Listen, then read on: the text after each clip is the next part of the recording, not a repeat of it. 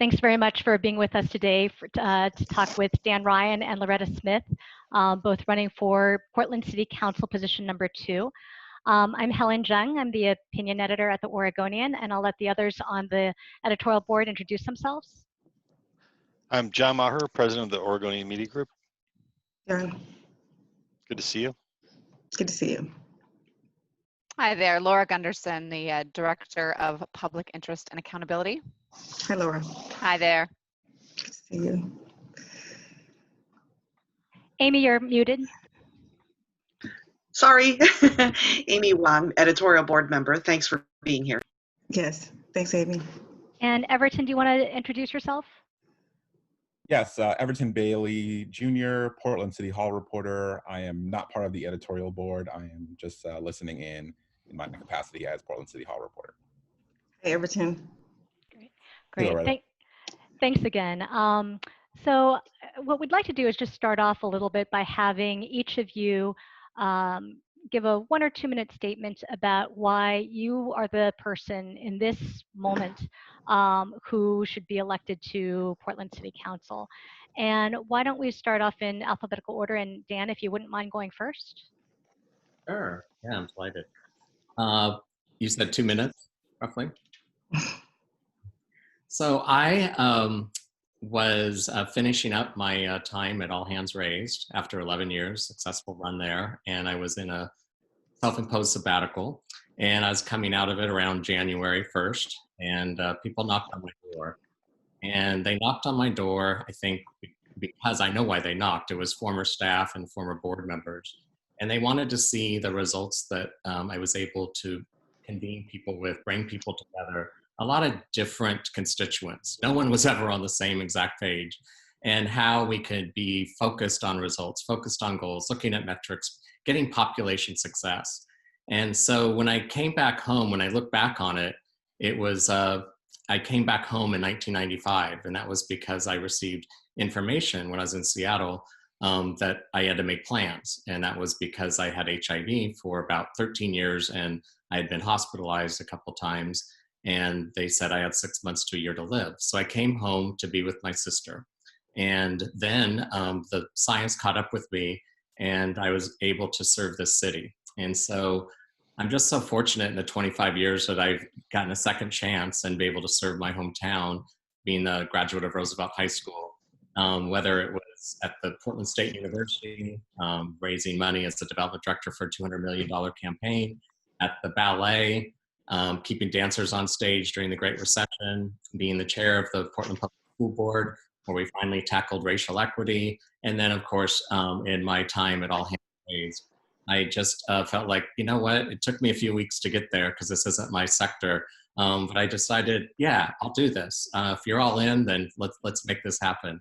So I just, I knew that there were crises hitting our city before COVID-19, whether it was homelessness and housing, which is personal for me, which I could talk more about later. And also, for me, it was the police accountability had been a big issue for a long time with not much action.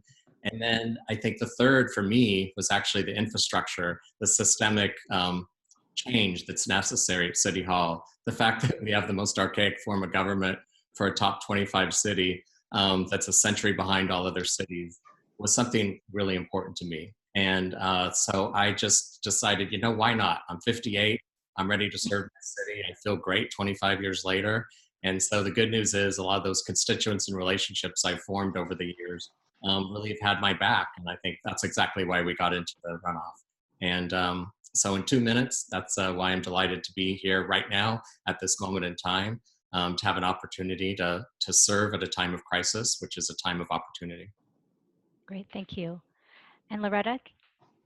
Yes, thank you. When I think about this, when I think about the city of Portland, I think about when I was growing up in Portland, and the reason why I'm running is because the city that I knew and grew up in, it is fastly disappearing. It has become a city of the have and the have-nots. And even prior to COVID, I was talking about ending this whole widespread poverty in our city. It's not just in one zip code, it's in every zip code here. And why I'm running is because I want to make sure that we tackle those biggest issues. But if we go to the core, of all the issues that we have in this city, it's around poverty. And then we can bring together housing, transportation, and healthcare, because if we don't deal with them as a group, we're not going to be able to tackle poverty. And so that's why I'm running, is to make sure that those folks who were not thriving before COVID, who were not experiencing this unprecedented prosperity, and who are rent burdened, who are homeless, these are the folks why I'm running for Portland City Council again. It just makes sense. And at this time, we're in a particularly spicy kind of day. I mean, at this point in time, we need someone who has my background, my experience, and the leadership that I've shown around communities of color, and securing dollars and securing policies that will make life better for folks who have been rent burdened and who are experiencing a lot of poverty. So that's why I'm running for Portland City Council. Great, thank you very much. I think what we'll do is just start off with some questions, but other members of the editorial board may jump in, follow up, et cetera. We really just want this to be very much a conversation to get a really good feel for, what ideas you have, where things are going, et cetera. And actually, if we can start with you on this one, Loretta, the subject of police. City Council earlier or last month voted to disband 3 specialty units of Portland Police. Many protesters and Commissioner Udaley sought deeper reductions than that. I'm wondering, did you feel that deeper reductions are merited? And if so, what specifically would you have sought to cut?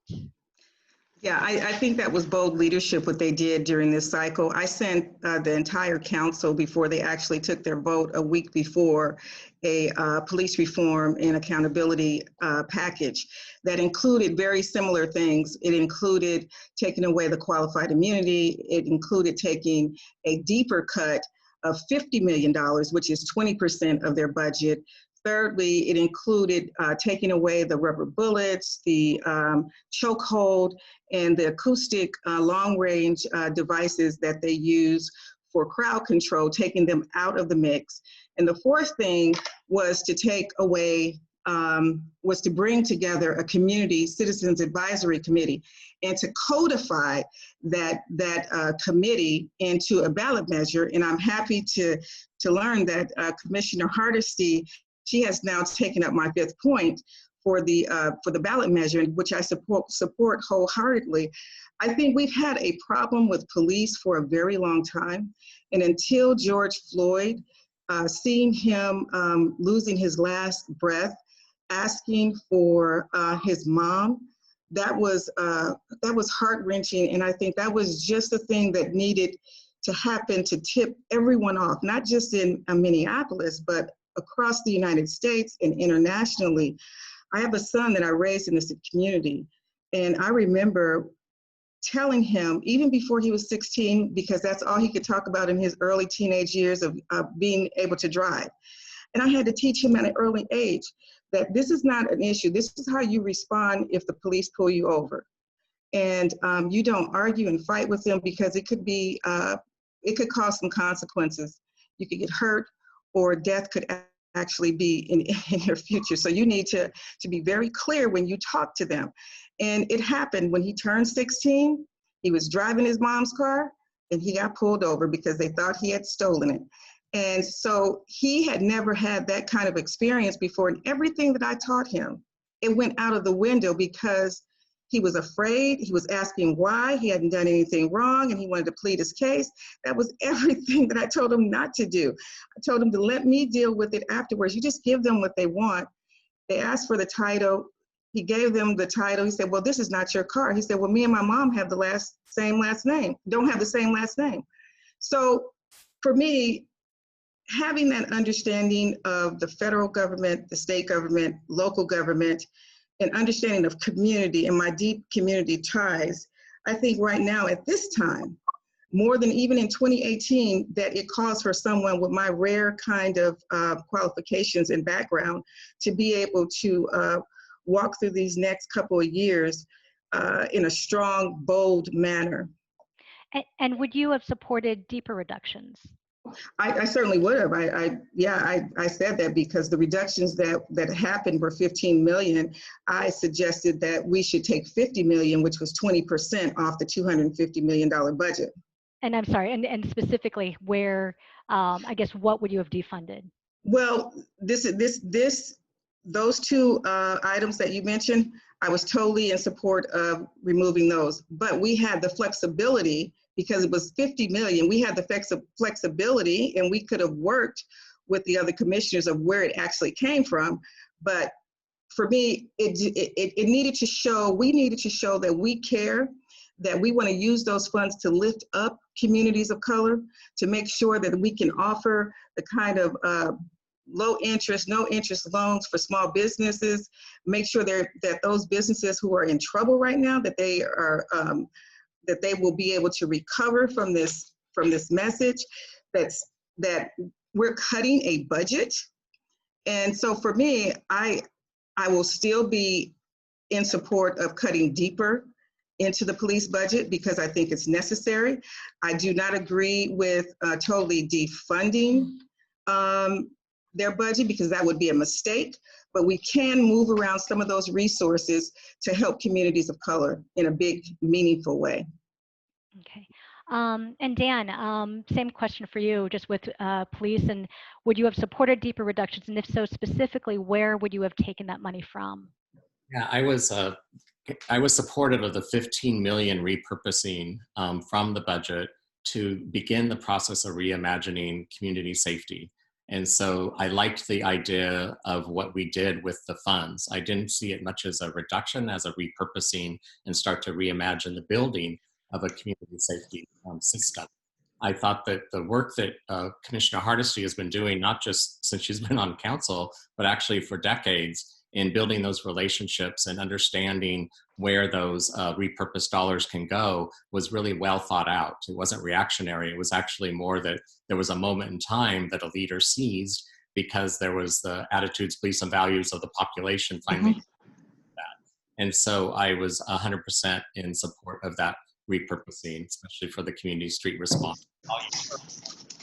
Officers for years, and this isn't that dissimilar from what I used to hear from teachers, was that they're not trained on the front lines for the de-escalation, for the trauma-informed talent and skills that you need with some of the first response. I thought it addressed those concerns with that repurposing. I also think that this upcoming ballot measure is a really great step in terms of police reforms, because it starts to get at culture change and real accountability. We've had a lot of edits, if you will, to police reform over the years, but the fact is, with the way the police union's contract is set up and the way the legalities are set up, which is why it's important to always, in partnership with the state, to look at qualified immunity, is that we've had police get by with murder. They've been able, and write them off in the city when in fact they go to court. And so we have to really get to the bottom of that culture change. I think what's going to be really important when we're in office is that I have a proven track record of really digging into the contracts of labor unions and making sure that we look at all of the cultural issues that are in there around training, and to make sure that we don't just have that process go by quickly. I was supportive. I really think that we should have stuck with the contract longer. And I think that because I don't have any ties with the police union, I've never been endorsed like my opponent has or taken money from them recently. It'll make it so much easier for me to be just very clear-headed with the police and really advocate for the community. But I do think the culture change is what's going to really be the deep-seated work. And when the cameras aren't running, it won't be glamorous, but it's something we have to really chip away at. And I'm glad that we're on the right path. We've taken a moment in time and we've really pivoted in an appropriate fashion, and I'm grateful for that. And Helen, that business as usual attitude of extending the police contract even further than a year, it's not acceptable. If we're going to truly reimagine public safety, and those were actually my words to the city council, if we're going to truly reimagine community safety, we cannot push their contract out any further than it is today. I'd like to open that contract up as soon as I'm elected. As soon as I'm elected, because there are some things that we need to change. And unless we change the culture within the contract, nothing else is going to change. And until we actually talk to the actual protesters in a very bold way and not be afraid of protesters, I've been out there in the streets. I've been talking to folks. I hear what they're talking about. Even Dre Miller called me. He said, Commissioner, I can't get a meeting with the mayor. I want to talk to him. He said, I don't trust those folks down there. I got him a meeting with the mayor, him and his friends. So to reimagine public safety is not kicking the can down the hill a couple more years. It is dealing with the issue right now because our city is suffering. And if you walk or drive downtown, you can see that that is not the city that I used to grow up in. And that's not the city that you all know. So we need to be very deliberate. We need to act quickly, and we need to know what we're doing. I have the experience, the track record, and the background to do that. I've done union contracts. I did that for 8 years over at the county. The other issue is my opponent, he cut benefits for union contracts. That's what he's known for, and he even left the county when things got, not the county, but the school board when things got tough. So we need somebody who's not afraid. And y'all know I'm not afraid. I will be able to speak what I see is my truth, what's my community's truth, and make sure that we have a contract that we can all be proud of. Yeah. Thank you. Yeah, Go ahead, Dan. For the record, in 2005, I voted no on the Portland teachers contract. And Yes, you did. I did that. I did that because they were in 3 years' time they had not made headway on the transfer program, which was all the surrounding districts were about 2 months ahead of us on that, and it was a #1 factor in why we couldn't hire young teachers of color. And so I did a racial equity vote in 2005, and I made that clear. And there were already we had the 4 votes, but I wanted to use my leadership skills and my place on the board to make a statement, and I was alongside 2 other people that did that vote. Okay, great, thank you. I'd like to move on a little bit. You know, you both have talked about just the potential for reimagining public safety. Starting with you, Dan, I guess, can you tell me a little bit more about what changes do you think need to happen, just a few specific changes that need to happen next that you think will help support this idea of a reimagined police force? Yeah, I think for me, it would, I'm on the same page as my opponent. I really think we should have not kicked the contract down the road. So I think we have to get into contract negotiation. But I also think that we need to continue to build upon the system that we're building. So we look at street response. We don't treat it like a pilot program, but we look at a long-term funding of that. And I think that's very important. We also work with other partners that are connected to guardianship and community safety issues. We include our community organizations. We go directly to the culturally specific organizations, and we start to ask them what they imagine would be helpful in terms of community safety. I have some ideas, but I always find that I like to go in with a vision, but I'd rather engage and include people on the ground at the beginning. And that's one reason what Commissioner Hardesty did was successful, because she already had grounded relationships connected to those repurposed dollars. So it wasn't like something that government's just throwing down top down. So I would want to make sure that we build it from the ground up.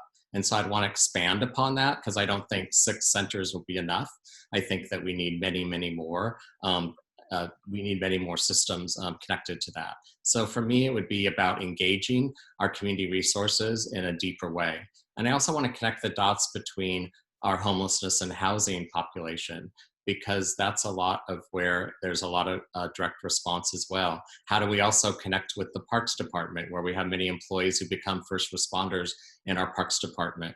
And so I want to make sure we just do a big systemic scrub and making sure we connect all the dots around the city's budget, and also include the county in this conversation, since they make up most of the geographic footprint. So I think the way that we work with the Multnomah County Sheriff and their deputies is also part of this conversation.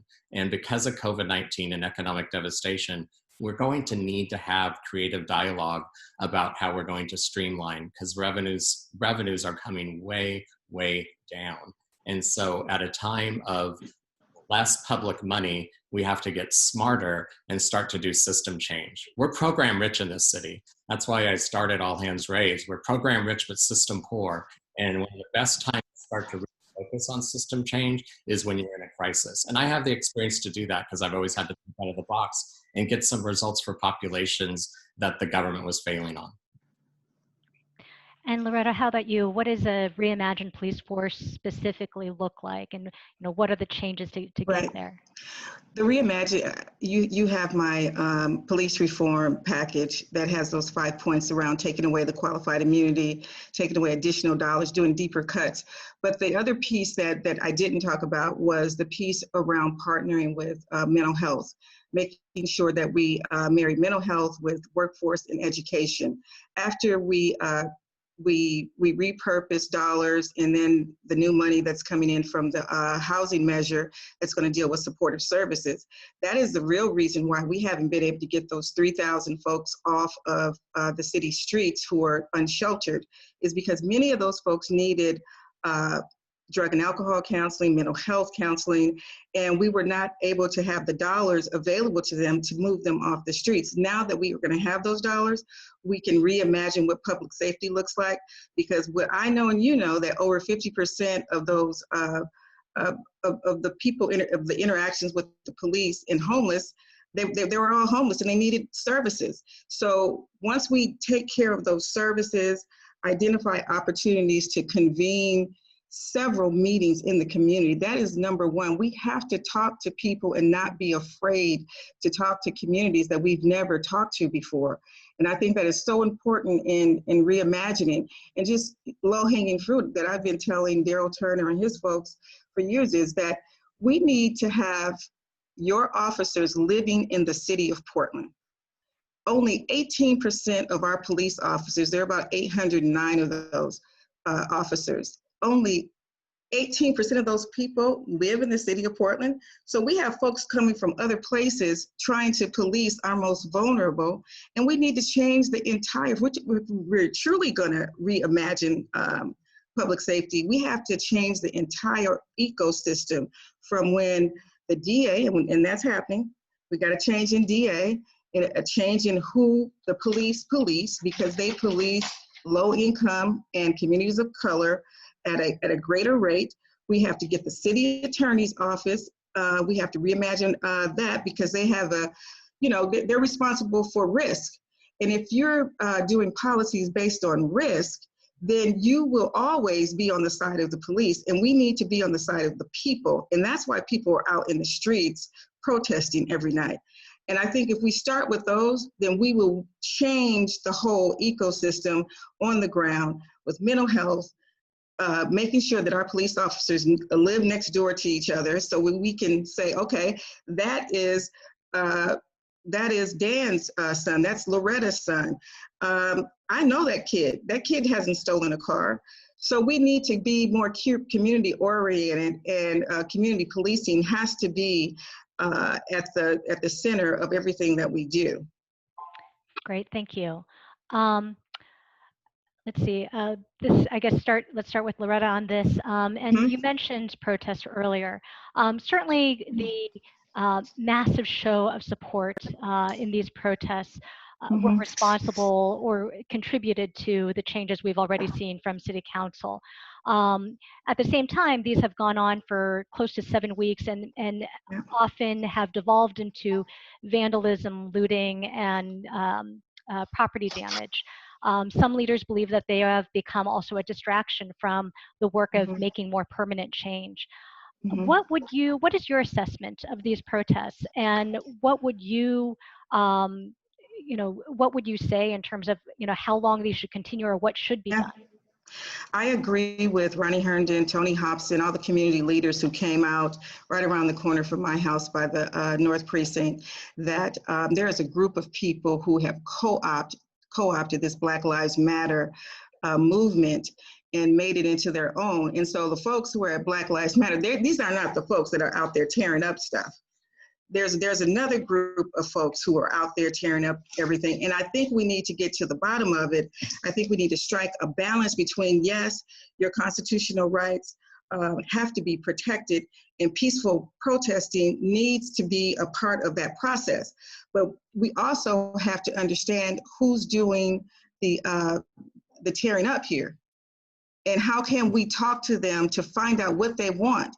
See, there is a lack of leadership, because anytime a constituent has to call me to get a meeting with our mayor about what's happening, I know that there's not a balance yet. People don't feel comfortable. And so we have to sit down with people who are out there doing things that we don't want them to do and tearing up our community, so that we understand exactly what they need. And until we sit down with them, we're not going to have that opportunity. And so I think right now the mayor needs to use his bully pulpit and his opportunity to lead, to sit down with their different groups. It's not just one group of leaders that are leading this effort. There are several. So you have to have constant dialogue. You cannot let this go on without dialoguing with the folks every single day. That is bargaining 101. When we're doing contracts over at the county, we stay at the bargaining table to get things done. You can't walk away from the bargaining table and just talk about what the people are doing. Obviously, they don't think we're doing enough that we need to be doing as a government to stop. So we haven't done what they wanted us to do, and we haven't talked to them either.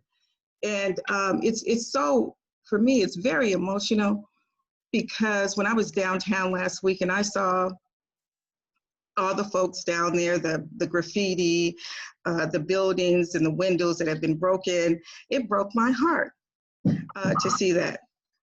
This is a city that is a beautiful city. It's a sustainable city. It is one of the best cities that I've been in across the country. And until we recognize that small business is the economic driver in this community, they're the ones that's paying the BITI. I'm a small business person. I just paid my taxes today, July 15th. Tomorrow is the deadline. So without our resources in the BITI, we can't pay for homelessness. That's how we pay for our homeless dollars at the county. I will say the business income tax from the city and the county, for those people who don't know what the BITI is. Those are the ways in which we pay for homelessness. But if businesses can't do their work, if our economy has come to a standstill because of the protesters and tearing up and breaking up, we're going to see much more homelessness, and we're going to see a lot more businesses that will not come back. But that's why I'm running too, because I want to make sure that we have recovery and that we strike that balance between the protesters and City Hall, because right now we haven't struck a balance at all. And your belief is that the people who are engaged in this property damage, et cetera, that they do want an audience with the mayor. They want an audience. They want change. And they're not seeing it. They're not seeing any moves made towards them or advance towards them to listening to what they have to say. And I think it's just a mistake for us not to do that. Thank you. Dan, how about you in terms of protests? I guess what is your assessment of how the protests have evolved, and what would you do at this point? Well, I want to start by saying I live in North Portland, not far from the police union headquarters. And so when I wake up after a night of protests that is earshot from me, I have a different perspective than the nights when it doesn't happen. And it allows me to have more empathy for people that have been blowing up my phone, that live along MLK, and around Killingsworth and MLK, that are downtown, that are pro district. So the point is, these protests are going late into the night, and I know I felt like my dreams around 1 a.m. were about people saying to back up and hearing the megaphones. My point is, I think the media partners, we have to work together to do a better job of defining the different audiences. It's not as simple as the protesters, which I think too often they're called. There's different nuances within the protesters. There's the vast majority of the BLM protesters that were discussed and I think are making great headway, and it's very inspiring. Then there's different groups that get called anarchist, for good reason, and that's a different category. So I think it's important for us in the media and for all of us telling the story to distinguish between the different audiences. I also am a big believer in bringing people together, and I'm never afraid of a meeting that includes people from different nuances of perspectives. And I think in this one, it's going to be a very important meeting with a lot of tension. It needs to be held face to face, at least 6 feet apart, of course, but we need people from the different fractions of the protest movement. We also need people from the business sector, small businesses that are rapidly leaving our city, or they just can't even open up. Leases aren't going to be renewed. We're in a world of hurt that I want to talk about more later when we are on the topic of economic recovery. Devastation would be the better word right now. So I do believe that we need to have this dialogue now. And we need to also include those in the homelessness community and those working with homelessness, because this has escalated as well on the streets. So we're in one crisis after another. There's about 3 or 4 that are piled up, and they are all coming together. And I am seeing a lack of action and a lack of willingness and courage to have that dialogue. And it's not helping us. And of course, the sad thing is that the federal government got involved in a way that just amplified the force, amplified the violence, amplified the tension. It hasn't been helpful. And all of us are holding good thoughts for Donovan's health. And I think that is something that just, for me, once again, I responded quickly, because it's like we've had enough. And it is time for us to really roll up our sleeves and be the city that we want to be, and use this as an opportunity to actually move forward with system change. Yeah, that's where I'm at. I wanted to also mention, because it was brought up about homelessness and mental health. That's my third oldest brother. I'm the youngest of 8. The first of my family to graduate from college, which says something because of the mental health and substance abuse in my home that I grew up in. And I always found mentors and teachers and coaches, and stayed busy so I could have a good life, survive. And my brother Tim, though, about 15 years ago, stopped taking his meds, stopped going to therapy, started medicating with recreational drugs, eventually found himself on the streets. And he died in a restroom with a bottle of vodka, 54 cents, and a bus transfer. It was really hard for our family to find services for Tim. Very, very difficult. We don't have that complexity of services offered in a way that you would assume. So that's why we have so many people on the streets that are causing harm to themselves and others. And that's only escalated. I feel as though the homeless housing crisis has not been handled well by the county or the city in this last decade. They just haven't been getting results. And that's really was my personal motivation to run, besides changing the charter review, of course. And it's because I think we clump it into one category, and we have to look at it into at least 3 different categories. There's a category like people from like my brother Tim. There's those essential workers who are finally being celebrated, as they should.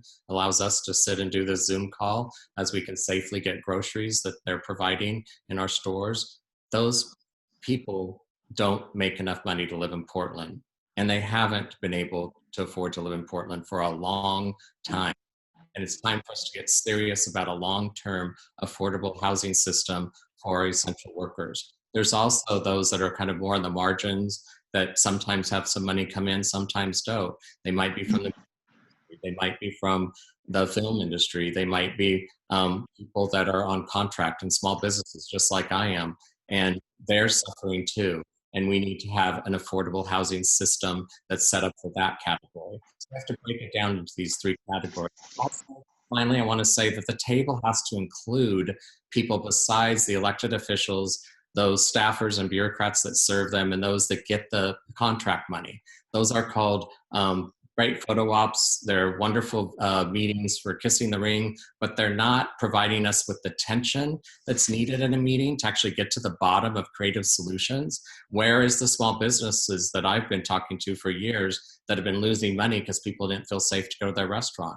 Where are the people from the arts that have lost subscribers to come to their performances because people don't feel safe to be at their performances? They're compassionate people. They care about the people on the streets. They're also in providing jobs for many of them. So my point is, we need to have the courage to bring the right people to the table and then have measurable goals and real accountability. How many more measures do we need to put on the ballot for our generous voters where 3 years later, no one can see the results of the housing measure? Why? There's a lot of reasons. One is because we're the slowest municipality in going from handing money to going to dirt to actually providing the housing. We also, for some reason, have an escalated cost per unit over other municipalities. Let's be honest with our voters. Let's start getting accountability and results. That's my leadership style. It's about transparency, and that's been lacking for the past decade from the status quo. And Helen, I just think that that table is too big. And that is the reason why people are protesting right now, because the table is too big, and the folks who are protesting always get drowned out by business and other community organizations. We have to have the table with the protesters first.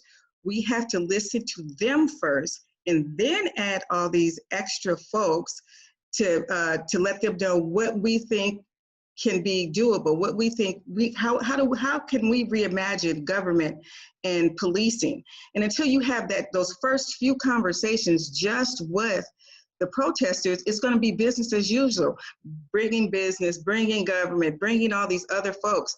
They just want to be heard. And they need to have a sense that we're actually going to act on something that they say. I agree, this all has to be a community conversation, but those first conversations have to be with them only, so that we're hearing them and understanding what it is that we need to do first. And then we take it back to the larger community and say, we think we can do this, and this is how we can help with the issues that people who are walking on the front lines in our streets about issues around healthcare, education, police brutality, and the whole 9 yards. So if my opponent wants to bring all these folks to the table, I bet you'll find that the people who are on the front lines, they're not coming. They don't want to sit in a room and at a table with everybody else. They want to be seen as their own entity. Yeah, my experience, you can create that. And I've had a lot of success actually building that system. And so I actually love the fact that it's a messy meeting and that you do a seating. You never let same sectors. That's business as usual, though, Dan. We can't do business as usual. They want us to do something better. They want us to have deeper cuts. They want to have an audience without having to have those other people in the room to make you feel comfortable. We don't need to have those business folks and those other community leaders and those other government people to make you feel comfortable about meeting with protesters. You need to be comfortable with meeting with them by yourself. And if you're not comfortable meeting with them by yourself, then this is not the job for you. I always told folks at the county, if you don't want to help poor people and underserved people and people of color, this is not the place for you. At this time, with my leadership and experience and background in dealing with recession, I was with Senator Wyden in 2001, 2008, and 2009 when we had a recession, and I worked on bringing those dollars into our community. I worked hand in hand with Sam Adams. So for me, I have those relationships, and I have the relationships with people who are on the front lines. I have one of those millennials. My son is a millennial. He talks to folks. People respect me in my community.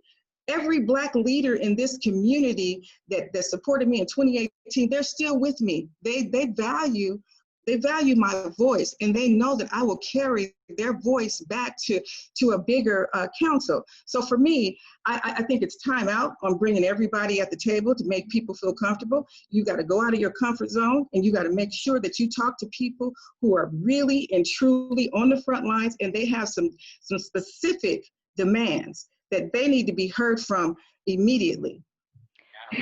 So let's move on, because I do want to make sure that we talk about coronavirus and just how that's devastated the economy, as well as families' budgets.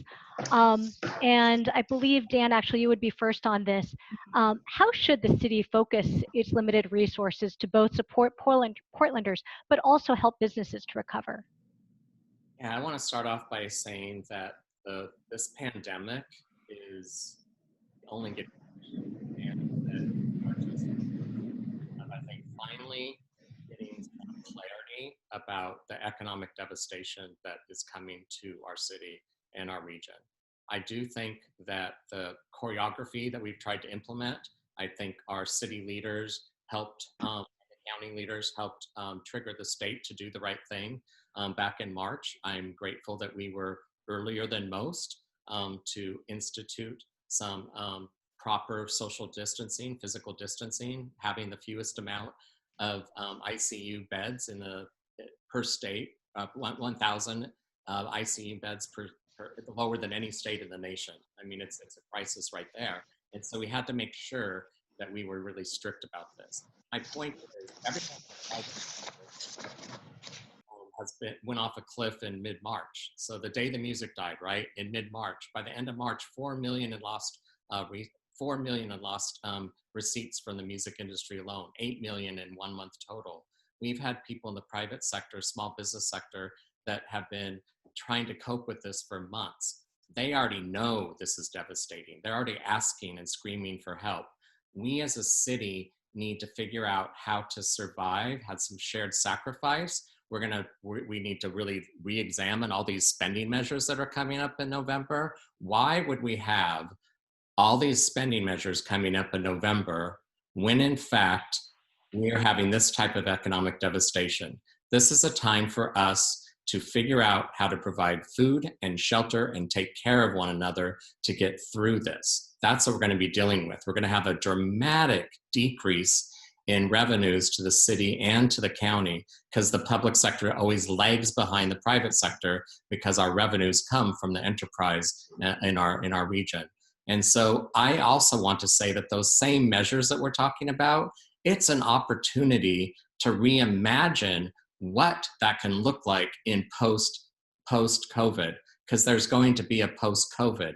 I don't think this city was working that well before COVID. So I'm excited about reimagining what we can look like post-COVID. And so I want the transportation systems, all of that, to rethink what those would look like. We might get our sea legs back by 21, 22, but in the meantime, I want every bureau, I want every system to look at what does it look like to survive so that we can provide food and shelter to get through this as a community.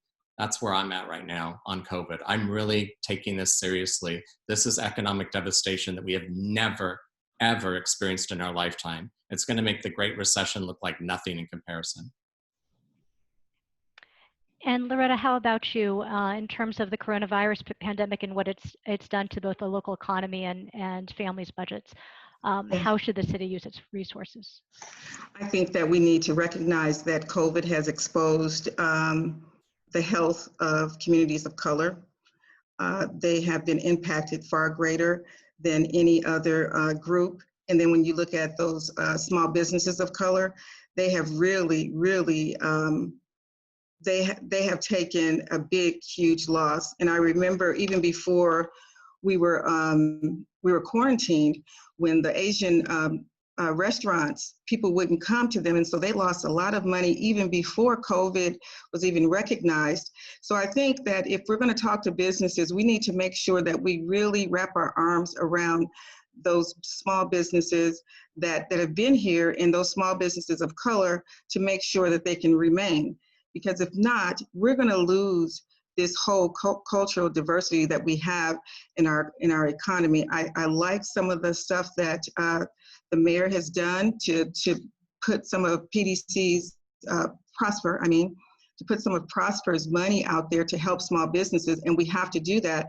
But we also we don't have the luxury of just talking about business. We have to think about those folks who are rent burdened.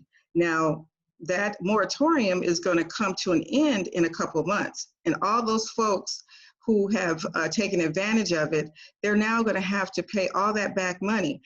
They're not going to be able to pay that back money. So I think as a government, we need to figure out how do we make sure that our small businesses are whole? How do we give enough resources? And we're going to have to leverage some of those resources from the federal government to be able to keep our folks here and keep our economy going forward. Because if not, if we're sitting here 2 months from now and we don't have a comprehensive plan to keep our small businesses here in this city, you're going to find a dramatic drop in the number of businesses here, because we have to support folks who actually are supporting our services. They're paying the bill of sorts, but they're also the fabric of our community, particularly our small businesses and our neighborhood businesses.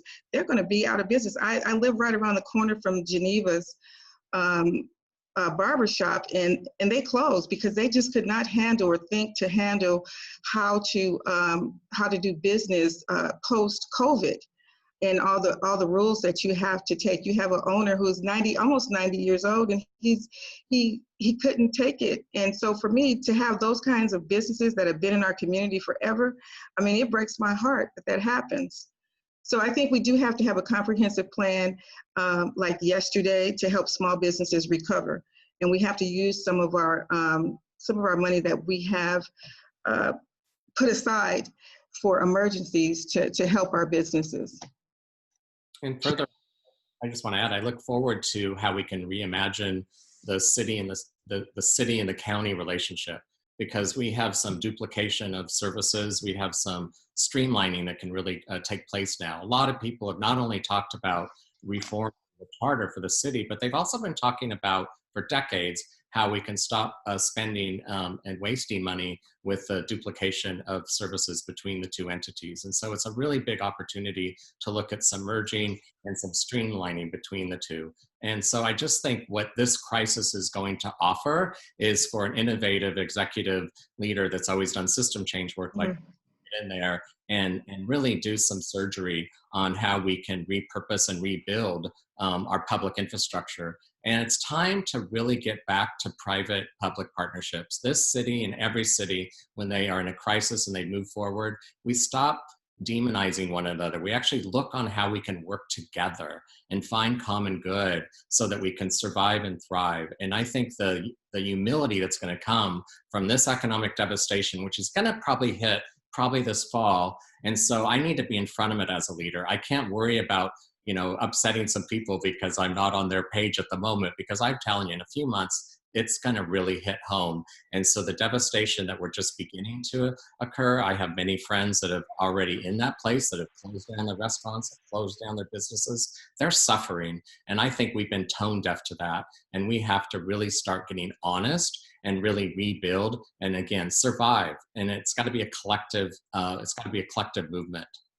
And Helen, I'd like to push back on that because I sat on the county commission for 8 years and managed a $2 billion budget, and we cut out a lot of duplicate services. So I'd be really interested in know which duplicate services that we have, because the big service that we were duplicating was the Sun School system. So we traded off and brought all the Sun Schools over to the county, and so that's not being done at the city anymore. So I would like to know what he's talking about in terms of duplicate services, because we really have gone through our budget with a fine-tooth comb to take away those duplicate services.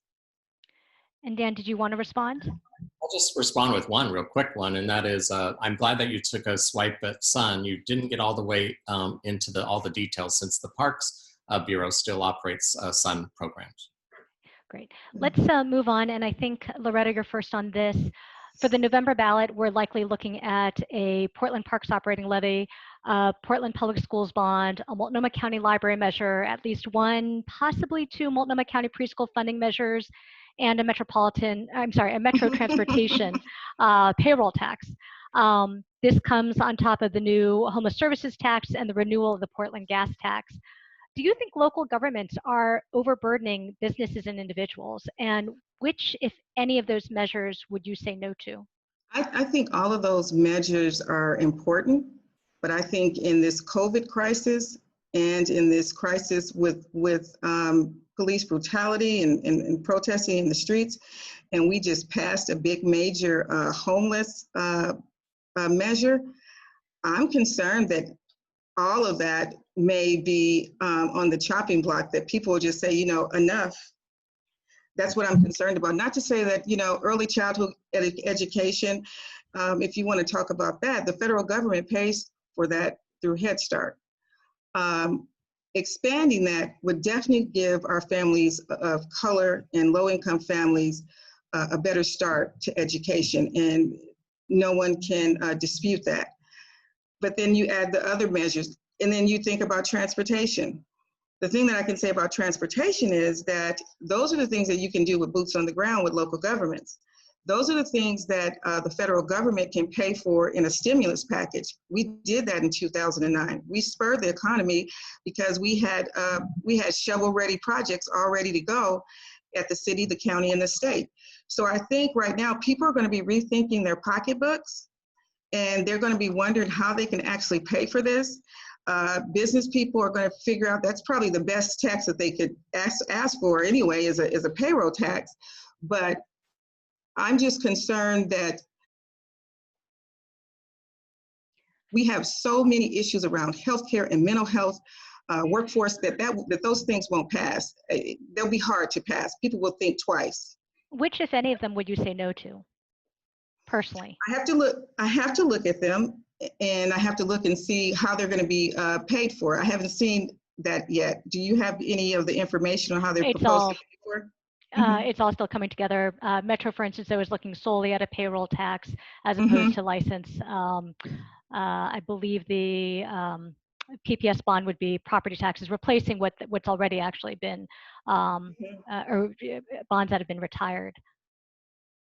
Yeah, and so for me, yeah, I would think that the city and the county leaders who are putting these proposals up, that they should convene some conversations with the community and see how they feel about it first.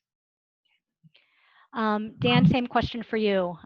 Just looking at the crowded November ballot, what, if anything, would you say no to, and do you think that this is overburdening businesses and individuals? Yeah, if you've been following some of my answers in the Alignment Week and what I was saying earlier, I'm becoming really crystal clear on the fact that we're at a moment in time that we need to accept, and that is economic devastation, and that we have to figure out how to get creative right now to get through this, because we might not have a vaccine till well into 2021. And so it's going to take 21-22 budget to start to get our sea legs back. So we're in survival mode right now. And so we have to look at how we're going to care for our most vulnerable communities first and foremost, so that we have proper shelter and that we have proper food.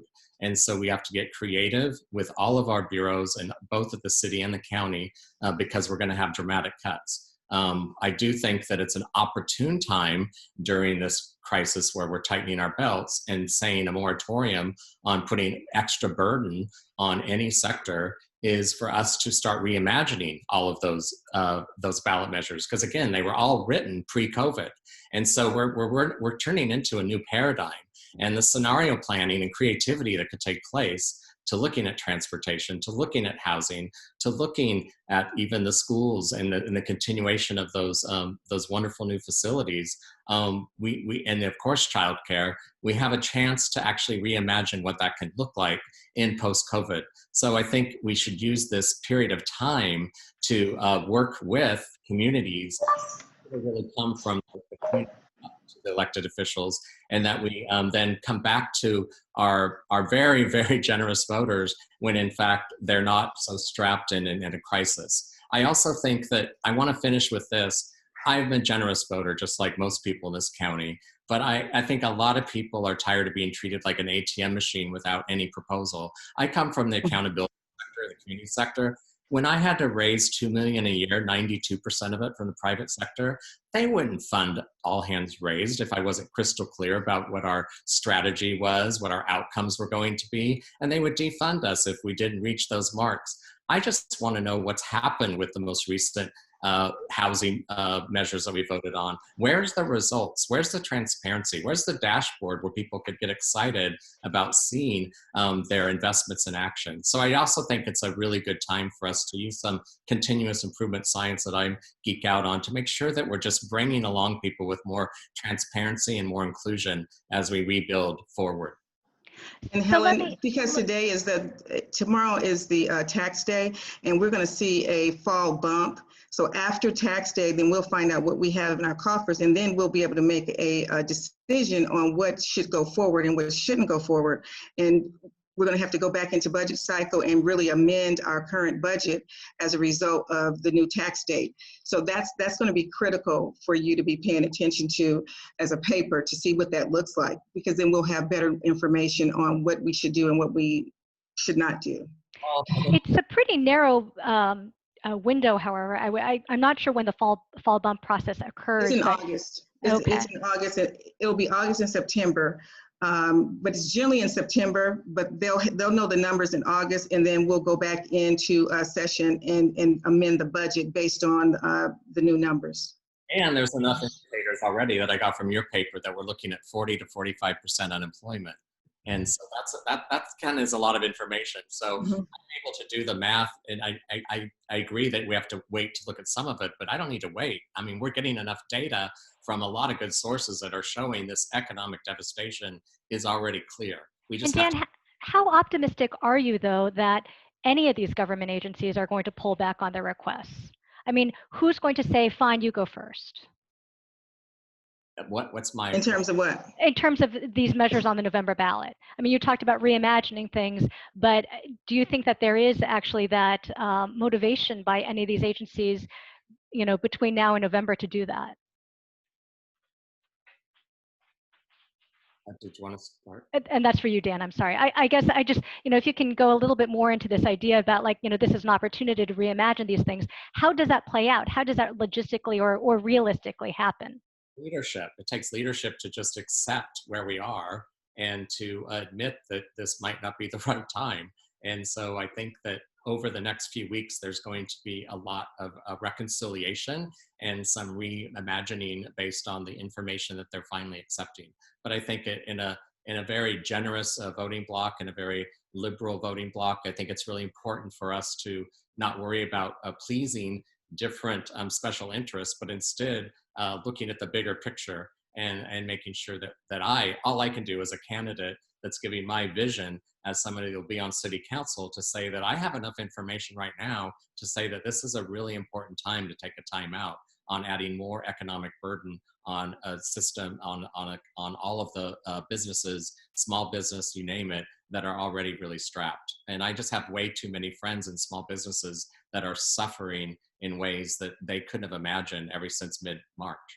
And looking at the what's currently being discussed for November, is there anything that you know that you would say no to? I'm right at the moment, I'm evaluating it, but I'm in a place at the moment where I want to take a pause. And my tendency is to be no, because I think that we're in a place of, again, extreme economic despair that we haven't witnessed. It's like a combination of the Great Depression meets the great smallpox in the 1919, the big Spanish flu. It's like, you know, I wasn't alive, but I just have heard and read stories, and we're really in a place in time that is devastating. And I do believe we've been in denial. And I think we're always in denial in a lagging way in the private sector, because the revenue streams catch up with them a few months later. This is a relatively quick question, and I know we've kind of run out of time, but in terms of social media, neither one of you are very active. Can you kind of just explain why? And I guess, Dan, you would go first on this. Why what? Social media. Neither one of you are very active, and I'm curious, you know, some of the reasons why not. Well, part of my own mental health over the years has been I just have been really comfortable not being on social media in general. I've always looked at it more as a reason for the role that I play. So as a CEO, I played a role of being on social media in my job. I see that as a responsibility as a public official. But in my private life, I really yearn for just face-to-face rejuvenation time. And so I do believe in COVID-19 campaigning. I have been inspired to get a little bit more active in social media, because that became canvassing once we were in a quarantine. But I do believe that on that same token, one of the positives of COVID-19, at least in my block, and we were already a pretty like open and friendly block, but I've gotten to know my neighbors in a way that I didn't before COVID-19. And it's something that I want to build from going forward throughout the city. It's always going to be a block by block, building by building, park by park. And so I hope that we can keep taking the new behavior change that we've been able to, that we've had to accept with COVID-19. What are those positive behavior changes that we can lean into as we go into post-COVID? And that would definitely be one. And Loretta, how about you? We've been very active on social media. we often put up articles about what's going on in the city around the police brutality. And one we just put on yesterday, we have over 1,600 people that we've been talking back and forth to. So for me, and I also have ads through digital media and social media that's been up for over a month or so. So we have been very active on social media, and we know that we have to find voters and people in every sector, in every corner of social media. So we have been very active, and in fact, we even started a Black Candidates Forum for the Black candidates that were in our primary that were not even being talked about in any of the newspapers. So we had to go to social media and put them on and put a few forums on, because nobody was talking about the candidates. And I'm glad you brought that up, because I think that people now more than ever, they need to see and hear who we are and what we stand for, our track record, our experience, our leadership. And just to go back to what you were saying, I think that it would be political suicide for us to make a judgment before we actually have those numbers from the state.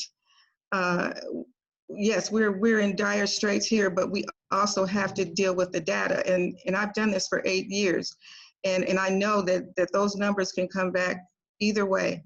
And so we have to be clear that we're just not making snap judgments without looking at the data, the important data.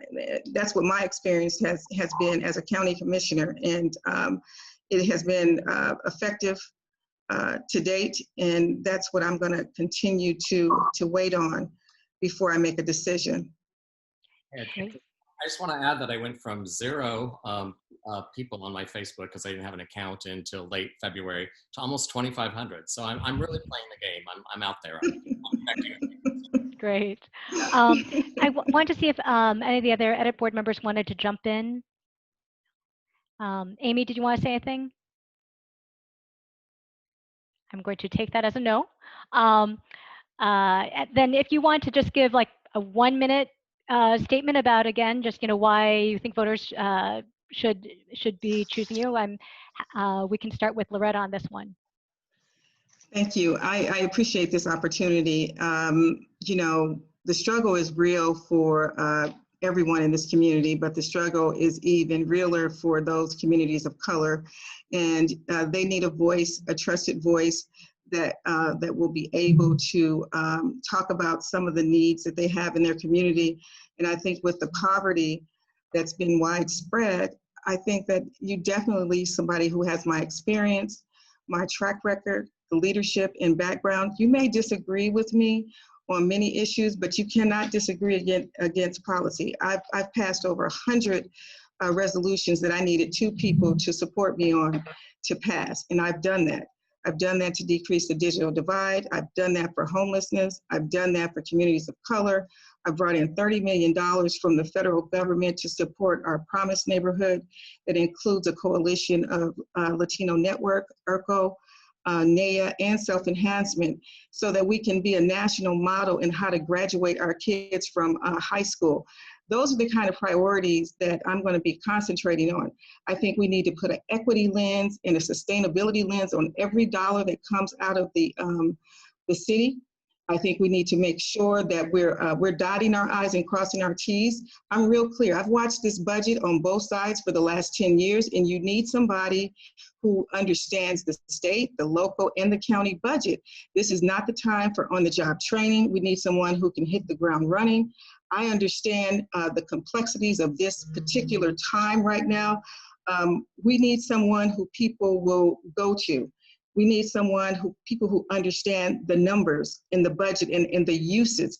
And it is as much about the number as the uses, because if you don't know how certain federal dollars can be used, you can't recommend them when you're trying to figure out how to leverage all the dollars. And I think we need a regional. We need a regional consensus from all of our elected officials on how we're going to be able to meet the challenges of COVID. As you see, we're in a crisis right now. Our numbers are going up. And we need to figure out how can we help those folks who are really, really feeling the pain of this crisis in many levels. And so I think I am the person. I've raised a Black son in this community. I'm from this community. I have 5 generations. My grandfather was a porter. He retired as a porter on the railroad. He came here from Brooklyn, New York to work in the shipyards.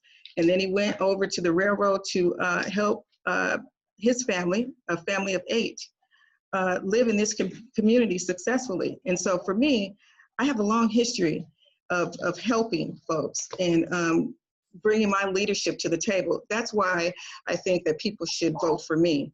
And thank you for giving me this opportunity. Thanks very much. We're still muted. Dan, closing thoughts? Thank you, Helen, and thank you all for this opportunity. It's been a really wonderful dialogue, the way it's been run. You know, as an uncle of Indigenous, African-American, Filipino, and Latinx nephews and nieces, as a fiance to a gender fluid Latinx Indigenous person, I get to continually unpack and notice as an ally what my white privilege is. I get to experience it daily, or not daily, at least weekly, when I've been with my blue-eyed nephews and nieces over the years and see how they're treated differently.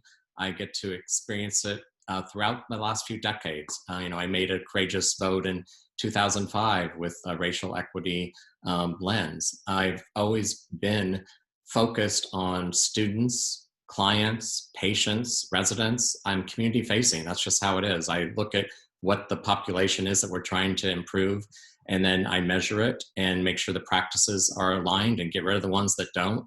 And I really think that I know why people knocked on my door after the untimely death of Nick Fish. They wanted somebody that they could trust that would bring a different style of leadership to the status quo that's not getting it done, whether it's homelessness and housing, transportation, pre-COVID, and now how we have to reimagine and rebuild and do scenarios that are going to be exciting, but are going to be they're going to be wildly different than what we've experienced over the last decade.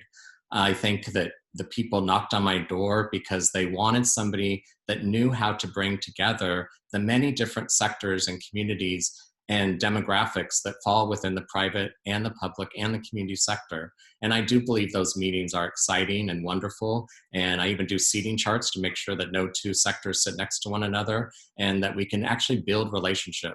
I'm a relational results leader. If you're not measuring what you're doing, and then you're not doing racial equity work. If you're not measuring what your goals are and you're looking at 1 year's time where you're moving, you're not doing the work of the people. I want that kind of accountability, and I want that kind of transparency in my hometown.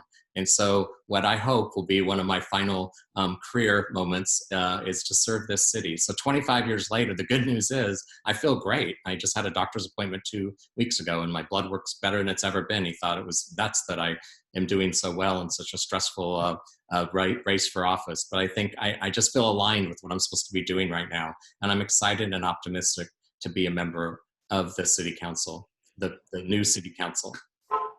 Great. Thank you both very much for being with us today and spending so much time. We appreciate it. Thank you. We'll be in touch and take care. Thanks to both of you. It was wonderful. Thanks for your time. Mm-hmm.